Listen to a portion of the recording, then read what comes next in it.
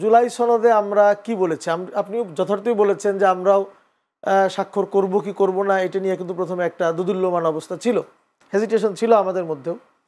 তো এরপরেও আমরা স্বাক্ষর করেছি। স্বাক্ষরটা কেন করলাম আর হেজিটেশনটা কেন ছিল এটা বুঝতে হবে। সেটা হলো যে আমরা জুলাই সনদে যে বিষয়গুলো, জুলাই সনদের বিষয়ে আমাদের যে মত ছিল, অর্থাৎ জুলাই সনদটা কিভাবে ইমপ্লিমেন্ট হবে, এটা তো শুধু কাগজে আমরা কিছু রাজনৈতিক দল স্বাক্ষর করলেই তো হবে না, এটার আইনি ভিত্তি লাগবে এবং এটা ভবিষ্যতে সংবিধানের অংশ হওয়া ইত্যাদি কিছু কাজ আছে, তাই না?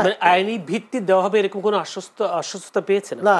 এখন বিষয়টা হলো যে এটা কিন্তু একটা বেসিক জিনিস, যে আইনি ভিত্তি যদি না হয় তাহলে তো আমার এই সনদে স্বাক্ষর করা, এটা কাগজে আমরা 5-7 জনে বলে এরকম কোনো আশ্বাস না পেয়েও আপনারা স্বাক্ষর করেছেন। এটা এই কারণেই আমরা আসলে করতে চাচ্ছিলাম না, আশ্বাস না পেয়ে।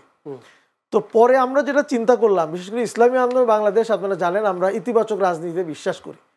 আমরা জ্বালাও পোড়াও ভাঙচুর কিংবা দ্বন্দ্ব ফাসাদ এগুলির মধ্যে ইসলামী আন্দোলন বাংলাদেশ কখনোই আমরা এই রাজনীতিতে বিশ্বাস করি না, বরঞ্চ অন্যরা যারা করে তাদেরকেও আমরা পরিবর্তন করতে চাই, এটা আমাদের দাবি। আপনার যে বিক্ষোভ কর্মসূচি করছেন জনগণের ভোগান্তি হচ্ছে না? আমরা সেই ইতিবাচক রাজনীতির কারণেই কিন্তু আমরা চিন্তা করেছি, যেহেতু আমরা ঐক্যমত্য কমিশনে বসে আলাপ আলোচনা হয়েছে, কাজেই আমরা প্রথম ধাপটা, প্রথম স্টেপটা আমরা সম্পন্ন করে এই জন্য আমরা স্বাক্ষর করেছি। কিন্তু আমাদের যে দাবিগুলো আছে এই দাবিগুলো কিন্তু বাস্তবায়ন হয় নাই।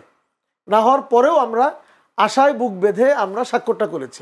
কিন্তু এখন আমাদের দাবিগুলি কীভাবে বাস্তবায়ন হবে, সেই দাবি বাস্তবায়নের জন্য আমাদের দেশের যে দুঃখজনক ট্রেডিশন, যে মাঠের রাজনীতি ছাড়া, বিক্ষোভ ছাড়া এদেশের দাবি আদায় করা খুব কঠিন। তো সেজন্যই আমরা দেখলাম 5-6 মাসে আমরা দাবিগুলো উত্থাপন করেও হয় নাই। তো ফলে বাধ্য হয়েই আমরা একরকম রাজপথে আমাদের কর্মসূচি আমাদেরকে দিতে হয়েছে, সেজন্যই আমরা রাজপথে কর্মসূচি করছি।